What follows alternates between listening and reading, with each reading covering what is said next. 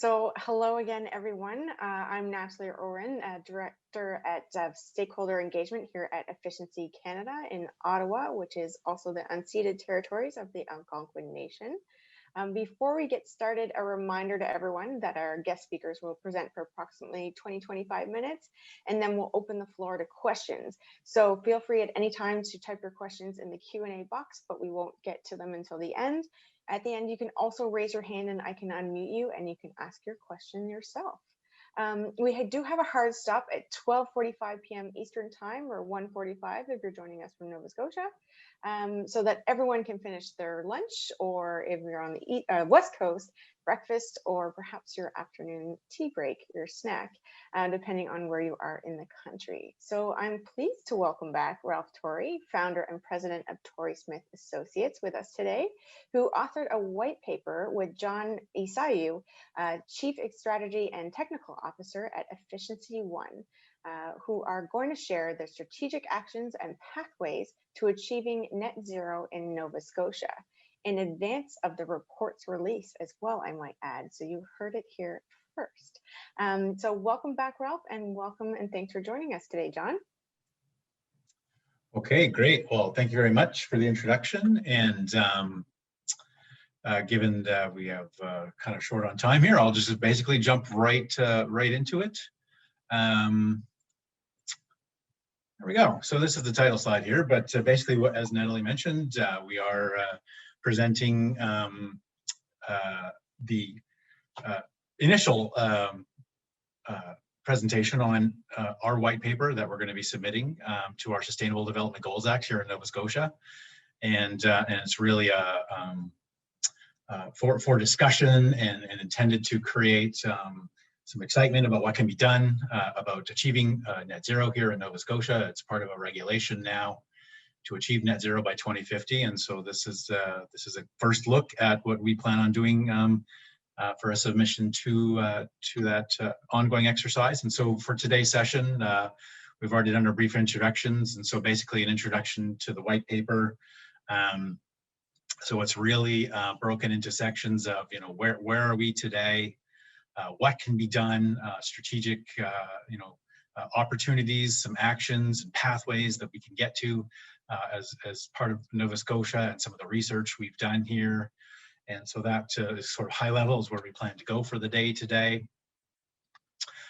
Natalie told me no sales pitches, but this is not intended to be a sales pitch here, but really just for those of you not familiar with EfficiencyOne, this is really who we are. And so we are, EfficiencyOne is incorporated, but we own a franchise rights to Efficiency Nova Scotia, which is funded separately and delivers many of our demand side management programs and services here in the province, as well as many provincial or federally funded programs that we deliver here as well. We are the first regulated energy utility for efficiency in Canada for over 10 years. We've led the country and much of what we do here, and we operate as an independent organization, and we pride ourselves in that. We're target driven, and we're a performance-based organization, and we've been cited internationally, and it's good credit to us as an organization by the International Energy Agency. Again, not meant to be a sales pitch here, but this is really just, here's what we've achieved. And this is what we're talking about in the white paper, is that there are components that are going to get cleaned up in Nova Scotia. For instance, we still have a substantial amount of coal on our grid that is going to be eliminated eventually. But in the meantime and in between time, as EfficiencyOne, what can be done to eliminate GHGs here in the province. And this is a track record, I guess, of what we've done.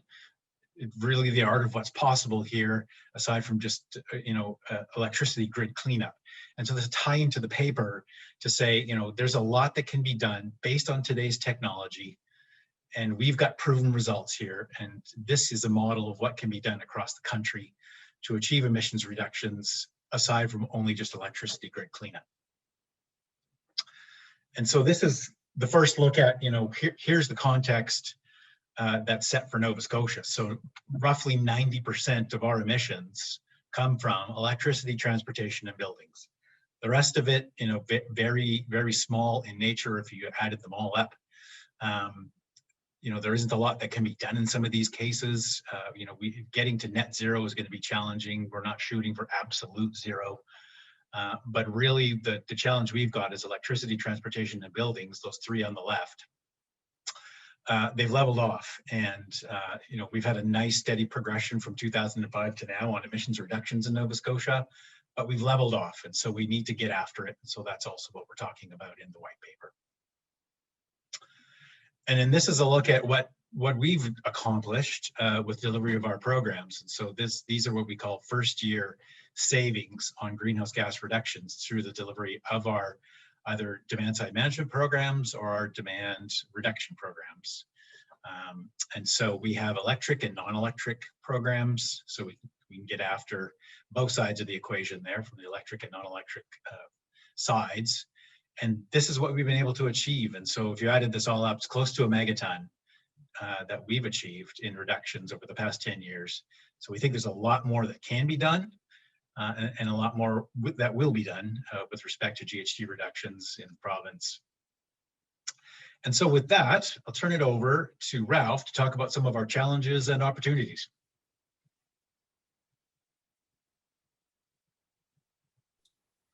Thank you, John, and thank you to Efficiency Canada for your continuing leadership in promoting conversation on this and related topics.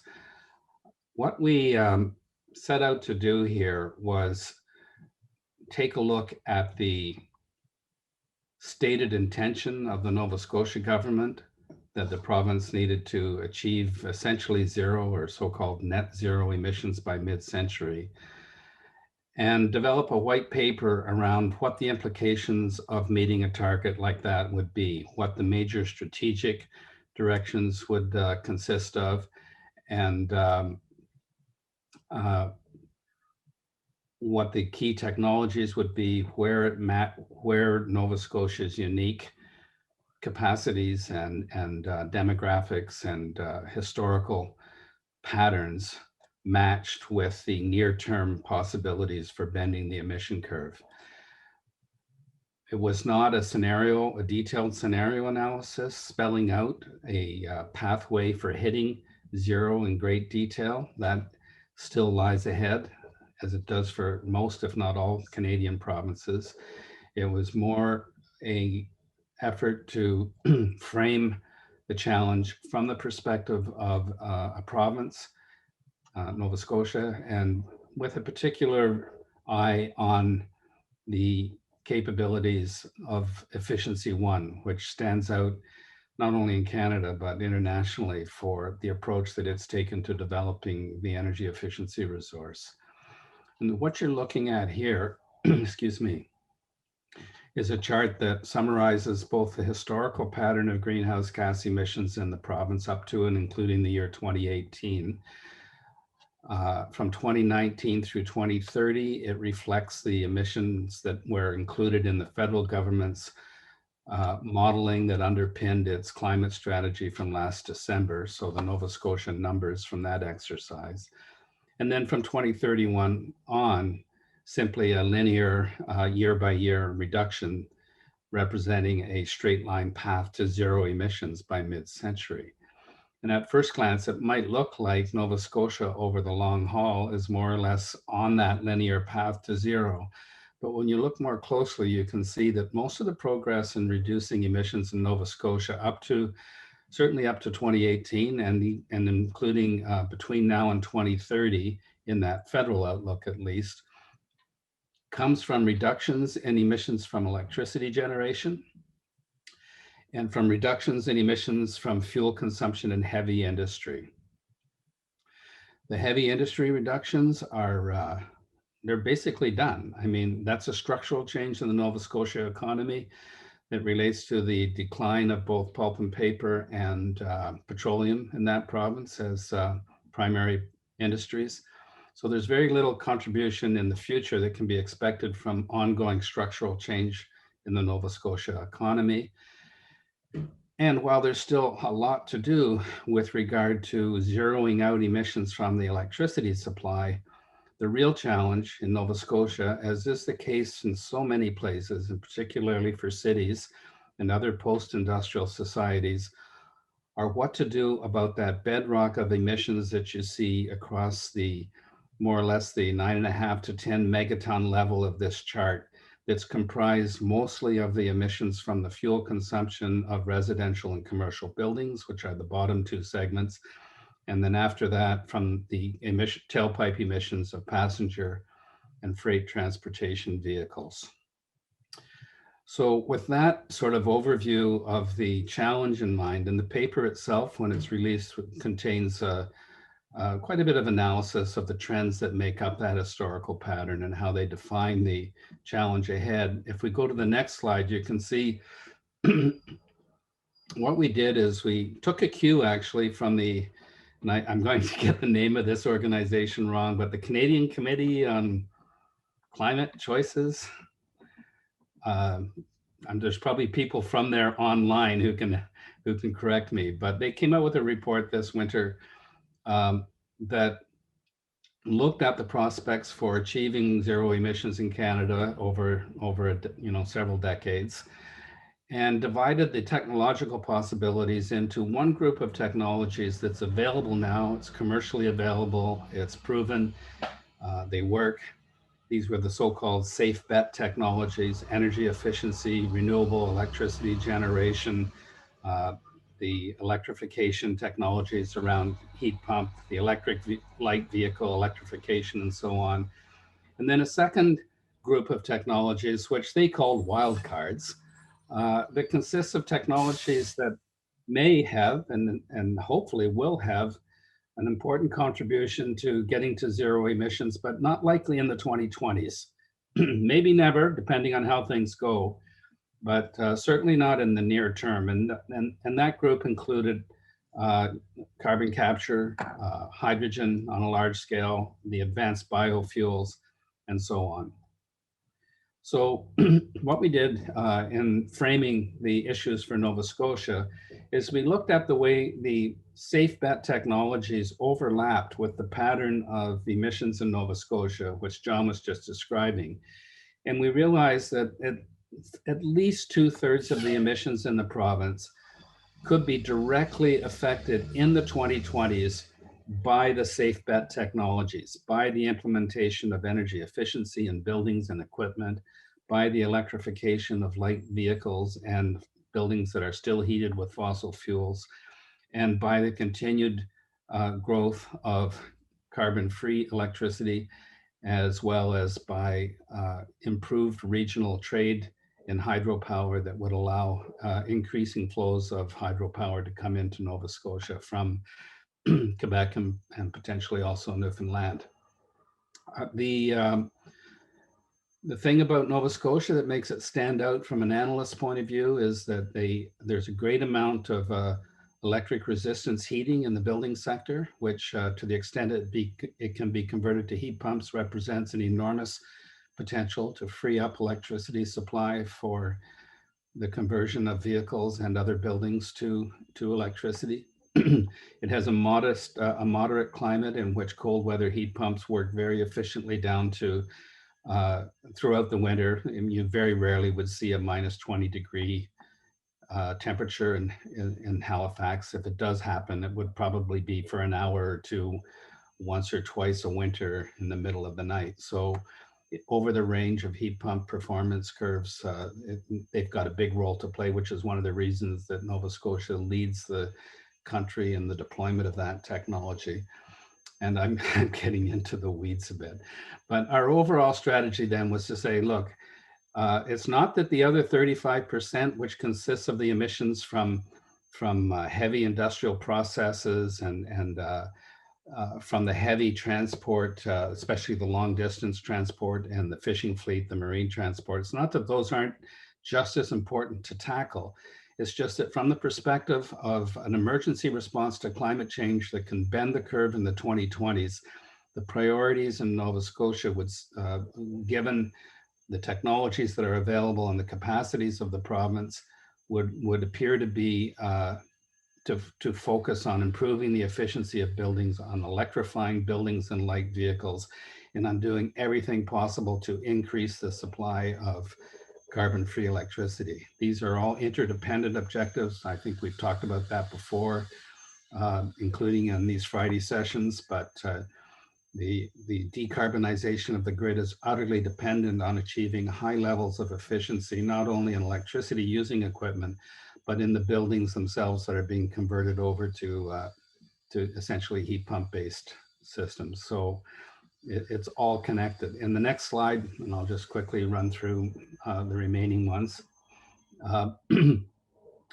This is a little bit repetitive of what I've already said. The strategic actions, sort of in a technology sense, in Nova Scotia are to continue and even accelerate their established track record in the promotion of demand-side management options for electricity, to increase the focus on widespread deep retrofits of buildings, commercial and residential buildings. This is a key priority everywhere. We need the buildings to get off fossil fuels. And if that means, as it usually does, they will be electrified, then it's really important that the buildings themselves achieve the highest possible levels of efficiency. That's the way that we'll be able to stretch our carbon-free electricity supply as far as possible at a time when vehicles will also be drawing on the electricity supply. Thirdly, and related to that point, accelerate the deployment of the advanced technologies that have emerged, including the cold climate heat pump technology for space heating. Accelerate the deployment of electric vehicles. Obviously, the supporting infrastructure is probably one of the most important things that a province like Nova Scotia can do, making sure that a lack of charging infrastructure, including in residences, doesn't ever become the critical path for the adoption of electric vehicles. So we know, I think at this point, that most electric vehicles will be plugged in at home and will be charged at home for the most part. So it's important that residential buildings become electric vehicle charge equipped sooner than later. And lastly, the promotion of rooftop solar and other distributed renewable energy and storage options. Very important hedging strategy in Nova Scotia, where a lot is being, where the potential to import increased hydroelectricity, a lot is riding on that. And in the event that we are unable to negotiate the deals and build the necessary transmission capacity to improve east-west trade of carbon-free electricity, particularly between Quebec, Newfoundland, and the maritime provinces, it will be important to fall back on the potential for increased levels of homegrown wind and solar, both wind farms and solar farms, but also distributed energy. So those were the strategic actions. In the next slide, it simply reiterates what I'm sure is obvious to everybody on this call. This is a big change. The policies that governments have are not well aligned with the net zero objective that they've espoused, particularly the mandates of the electric utilities, which are getting in the way in a significant way at this point. Incremental change is not going to get us there. So we need bold and imaginative leadership, both from the business community and the government. This is not all on government. In fact, you know, a case could be made that it's really been the private sector that has failed to come up with the innovations and business leadership that can accelerate the rate of change here. Obviously, that, you know, maybe not obviously, but it's pretty clear from the analysis that we've done that this can be a very positive economic transition. It is expensive. It's not unaffordable, but it is expensive. We do expensive things all of the time. The challenge here is to find the innovative financing techniques so that the capital costs of this transition can be distributed in a way that's equitable, that addresses energy poverty, and which keeps the total cost of the total cost of mobility or the total cost of building or home ownership from going up. I think in the final slide in my sequence here, which is the next one, We then took it sort of to another level and tried to identify the dimensions of the change in terms of what we call strategic pathways. The first one is a reiteration of the type of thing I've been talking about. This is going to require an integrated whole building strategy, for example, in terms of the building changes, with an emphasis on an integrated approach to efficiency, electrification, and grid decarbonization. Key to this, regardless of the balance between regulation and market-based incentives and all the rest of it, will be new partnerships, new forms of collaboration, a tremendous need for training the workforce that will be necessary to mobilize the capital needed for the building transition, especially. I've already mentioned the importance of innovative financing. The text on this slide makes reference to how an increasing carbon price will help, but with or without the carbon price, if we don't bring the same kind of creative financing approaches to these technological requirements that we've managed to bring over the historical period to things like building power plants or highway systems, then it's going to be very difficult to achieve the rate of change that's necessary to respond to climate change on a time scale which matters. Equity, I've made some reference to. This is a capital intensive transition that therefore has the potential inherent in that capital intensity to disadvantage the poor segments of society. This must not be the way it proceeds. It could sabotage the whole enterprise if this is done in a way that does not ensure that everybody is brought along and has an opportunity to both participate in and benefit from the transition. And this ties right back to the innovative financing plank in many ways. And then finally, in the case of Nova Scotia and Atlantic Canada in general, this is a positive from a regional economic development point of view. This is a part of the country that sends a lot of money out of the region to buy fossil fuels, money which could be and would be in a transition circulating to a much greater extent inside the province. It's also a region in Nova Scotia in particular that has demonstrated leadership in the way that efficiency can be deployed as a resource through EfficiencyOne in particular. And more generally, there's an opportunity for this to be an area that could earn export revenue for the region as a producer, not just of technology, but of know-how on the implementation side, where Nova Scotia, I think, has really set an example for the rest of the country up until now. I'll turn it back to John at that point. I know that was a pretty fast run through, but watch for the report when it's released next week, I think it is, and there's more detail in there.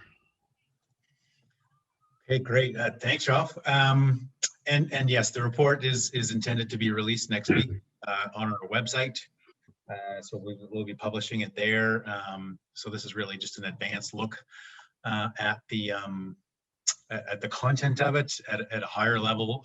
There's significantly more detail in the report, but what we're touching on are the key areas today. And so really just as a bit of a recap, so what we're proposing in the paper is that the current policy structure here in Nova Scotia simply isn't where it needs to be to get to net zero by 2050. And Ralph notes in the paper that a lot of the regulatory structure was put in place well before this climate emergency ever emerged. And so the regulatory construct and the framework for achieving these targets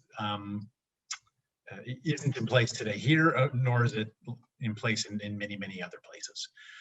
But what we're proposing certainly, and that one chart shows that 65-35 split, that there's a lot of ways we can get at the 65% or greater amount of emissions that are here, mostly through either buildings or transportation. Switching, we do have a significant amount of fossil fuel usage here. Heating oil is still substantively used here for heating, as well as space heating and hot water heating. And so that's certainly an area of great opportunity. But and one thing we're already working on, likely with some of you on this call today, is new codes and standards to be developed either nationally or specific for Nova Scotia. I mean, that just is simply something that has to be done so we can get buildings built better today. So we're not creating tomorrow's problem. So that's something we need to get after as well, that we're advocating for. And then of course, you know, the grids are evolving. And so giving the customers choice to have their own smaller scale renewable energy, batteries, solar, vehicle to grid technology, all these things are part of a new completely integrated grid that the system operators are adopting to. But it's a big challenge for the system operators to have electricity coming back at them instead of just being pushed out from big power plants. So this all has to evolve eventually. And then this is certainly something we have a strong eye towards here in Nova Scotia is energy poverty. It's a significant issue here. We have many programs already in place to get after this problem, but we think there's still a lot to be done there. So we're certainly advocating for no one being left behind as we transition, and that's featured in the white paper as well. So with that, I guess we can open it up now. Perfect. Thank you so much, John and Ralph. That was a very insightful report and sneak peek into the report that's coming out next week. We'll definitely be on the lookout for that, and we'll share it on Efficiency Canada's social media as well when it does come out. So everyone can get access to it for sure. Before we open up the floor to questions, I'd like to let everyone know that we do record these sessions and post them on our website. So we're usually able to get them up about midweek the following week. So you can find them under the education tab. So there was anything that you missed, you can go back and watch a recording there, or I know some people share them with their friends and colleagues to discuss. And also a quick reminder before we open the floor is that we have one rule, which is the same for our presenters, which John mentioned earlier, and that's no sales pitches. So that includes statements disguised as questions. So let's get started here. There's a few coming in here. I see that there's one from Hickey coming in here. Have you looked into the embodied carbon implications of the suggested changes? And if yes, could you comment on that? Do you want to take that one? I mean, first of all, this was a white paper. It wasn't a detailed analytical exercise. So not only did we not look into that in detail, we didn't develop a scenario of direct emissions in any detail either, even though our analysis was based on familiarity with many such scenarios. A general comment on the embodied carbon issue is that when it starts to become a larger contribution to our total footprint, that's actually a sign of success. What's going to happen as the tailpipe emissions decline due to electrification, and as the emissions from chimneys decline due to electrification and efficiency, is what's left. It will increasingly be the case that the embodied emissions represent a larger percent of any individual household or firm's total footprint or any province's footprint than the direct emissions, because electrification is going to eliminate those direct emissions to a very large degree.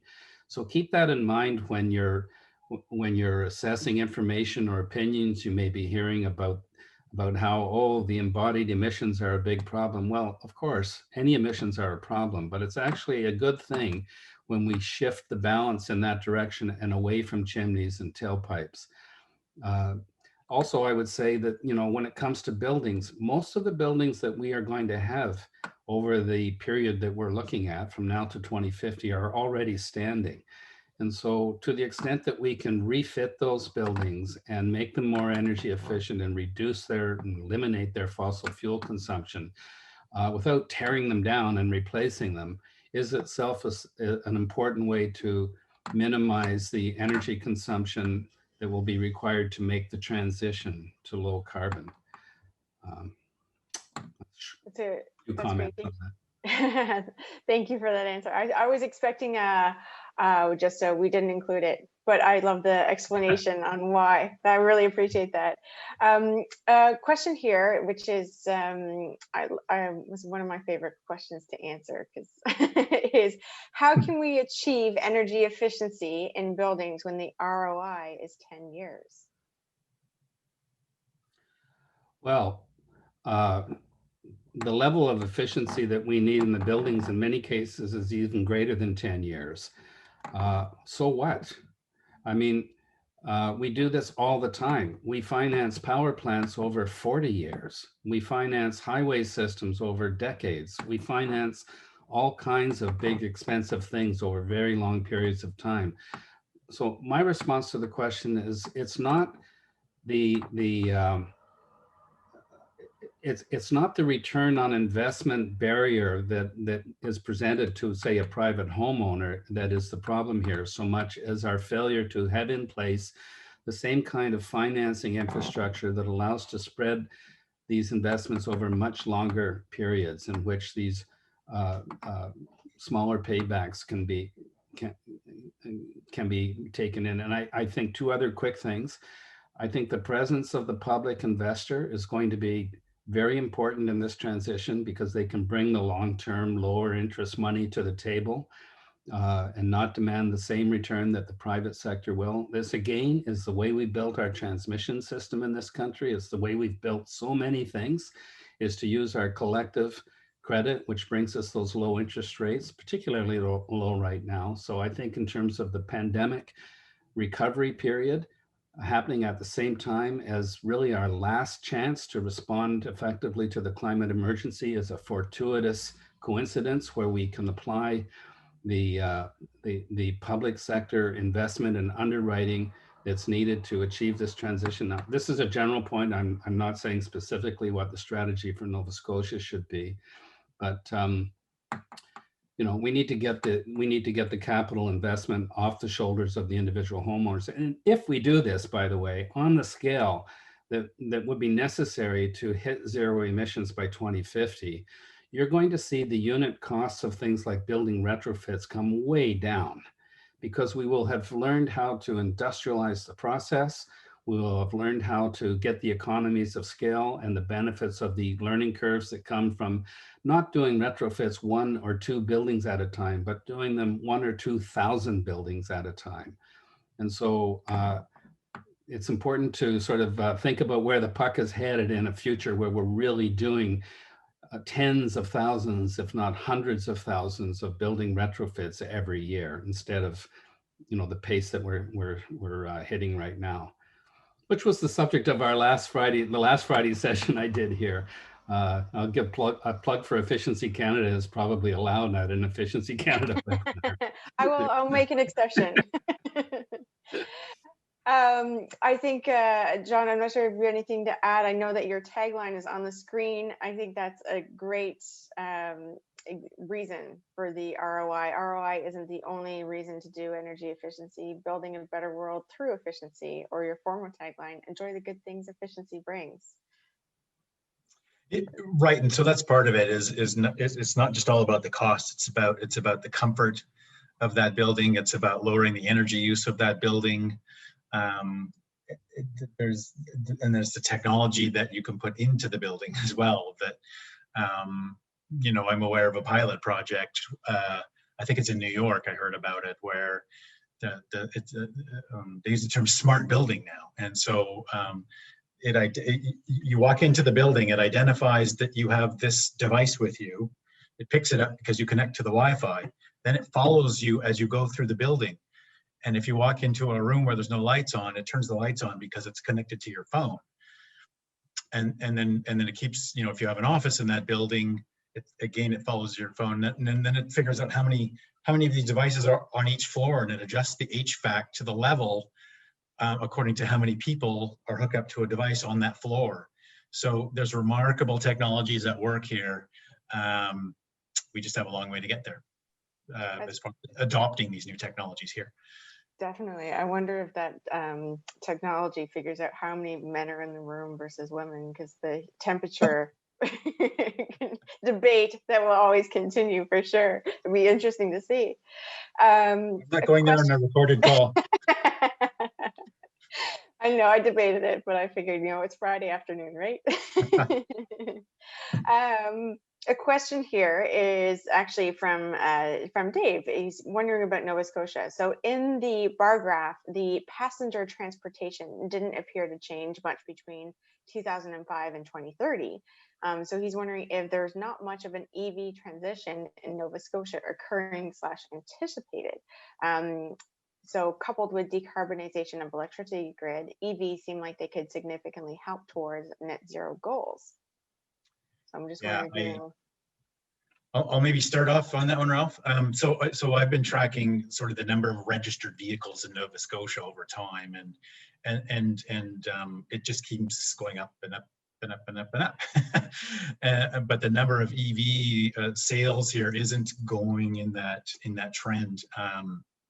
And so as of last year, I think we out of 780,000 registered vehicles, we had 500 EVs. And so, I mean, there's a lot of hybrids, things like that here, but pure plug-in EVs, we only had 500. And so I know that number's picking up only just because I'm driving around town and I see more EVs around town right now. And I think in part it's because the province has actually put some of our, we have to meet federal standards here as far as the carbon tax goes. We adopted cap and trade here instead of a carbon tax.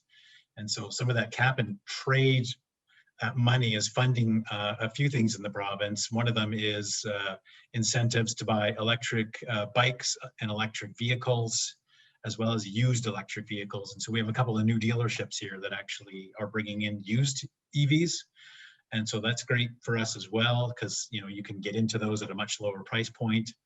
And so it's a cart before the horse thing too, right? Because we need the infrastructure to support the EVs. And so one of the things we're probably going to be advocating for is new home construction, for instance. Well, EV technology is built into the new house when it's built. It's just there. It's part of the standard package when you build a house. Don't wait to put it in after you buy the EV, it's just there. So we've got a ways to go to catch up with some other places like Quebec and British Columbia on EVs, but the governments are supporting it, and we expect that to pick up. Yeah, and we'll see the results in this year's scorecard, which is coming out in the fall, because that's one section is electric vehicles as well. So we'll see. It might be some changes in the rankings there. While I have you, John, I have a question here from Taylor. Is how do you see the role of Efficiency Nova Scotia evolving into these new areas of low carbon work beyond DSM and building efficiency to help meet the province's net zero target? Yeah, so that's one thing we're turning our minds to is, we're very good at what we do on DSM, demand side management programs, delivery of those. We have a whole suite of programs that we've been delivering to the province for over a decade. But now we're turning our minds to, well, we need to design programs, and we've been working with the province on this, of course, through either provincial funding and federal funding on GHG reductions. And so it's not just about energy efficiency, it's also about getting after GHG reductions, fuel switching, and really the term that everyone seems to talk about now is electrification. And so as I mentioned on the outset, there's still a lot of use of fossil fuel here, heating oil for space heating and hot water heating. So that's where we really need to start getting after things here. And that's how we would like to participate in the future, is having greater participation in the fossil fuel reduction and GHG reductions. And then demand response is something we're getting into here as well with Nova Scotia Power. We're looking at designing and developing programs for customers so we can have more demand response, so we can reduce peak usage, because generally when we hit a peak here, we're automatically dispatching gas plants, diesel plants at the top of the sort of dispatch stack here. And so if you're preventing that dispatch through demand response programs, that's a good thing too. So that's another area where we're working already with Nova Scotia Power and designing and developing some programs there. Perfect, thanks for that. It's exciting times for sure. I have a quick question here because I'm just eyeing the time from Brenda. well, we'll see if it's quick. From Brenda, Ralph, I'm going to start with you. Is from the graph you showed at the beginning, it looks like you aren't advocating for getting any of these additional strategies in place and running until 2030. So are there reasons that you've structured things this way? And are there particular barriers that you have seen to start taking advantage of these reductions? Yeah, and that relates a little bit back to David Rowade's question about that chart as well. What we were showing between the year 2019 and 2030, where the emissions that were included in the Government of Canada's projections in their climate plan from December 2020, and what they did in that projection is they calculated what the emissions would be with the policies that had been announced and implemented up until basically last fall. So the reason you don't see much movement over that 10-year period in that particular chart is that it's not assuming any new efforts or any new responses to the climate emergency than were already in place essentially a year ago. And so it was not the intention, as I mentioned earlier, for this exercise to illustrate a future in great detail. That still needs to be done, but it's quite a valid observation, both by David and by this questioner, to point out that progress can be made between now and 2030 on a much better, much faster pace than is reflected in that Government of Canada business as usual scenario. Progress must be made at a much faster pace between now and 2030 than is reflected in that chart. And we will get it done. We can do it. We can feel the momentum changing just in the last few weeks with the fires and the heat waves and the flooding around the world. Hopefully it's not too late to avoid runaway climate change, but certainly the will to do so is growing at an exponential rate right now. And when that happens, impossible things become possible. People stop asking what it's going to cost, and they start asking, like we did in the pandemic, we need to do whatever it's going to take. And once we make that shift in our attitude towards this issue, you will see amazing things start to happen. As David Suzuki says, the magic starts to happen at that point. So it's not to say that we don't all have to keep plugging away at it, but there's reason for optimism right now. Yeah. I would only add to that real quick. I just want to reiterate that those aren't our projections. We use federal government numbers there. You know, if you took into account what our white paper is suggesting, we would, and we use these words in the paper, that bends the curve. And it's a stagnant sort of projection. We want to bend the curve, and we're proposing the pathways to do that. That's fantastic. So actually, on that note, on the positive note, and words from Ralph Torrie, as he did last time he was here as well, and everyone left inspired. So I'm gonna end there for today. So thank you again, John, and thank you, Ralph, for joining us today. Fantastic. Can't wait for the white paper to come out next week. We'll be looking for it. And actually, for discovery session next week, I'm going to be joined by Grant Mooney, who's the Program Outreach and Marketing Coordinator for BC Ministry and Energy Mines and Low Carbon Innovation. You'll notice they had a title change there for the province. And Yasmin Abraham, founder of Empower Me. They're going to share how Clean BC is ensuring BC multiculturalism communities are included and supported in their Better Homes rebate programs. So I hope you can join me for that. And I hope everyone has a fantastic weekend, and I'll see you next Friday. Take care.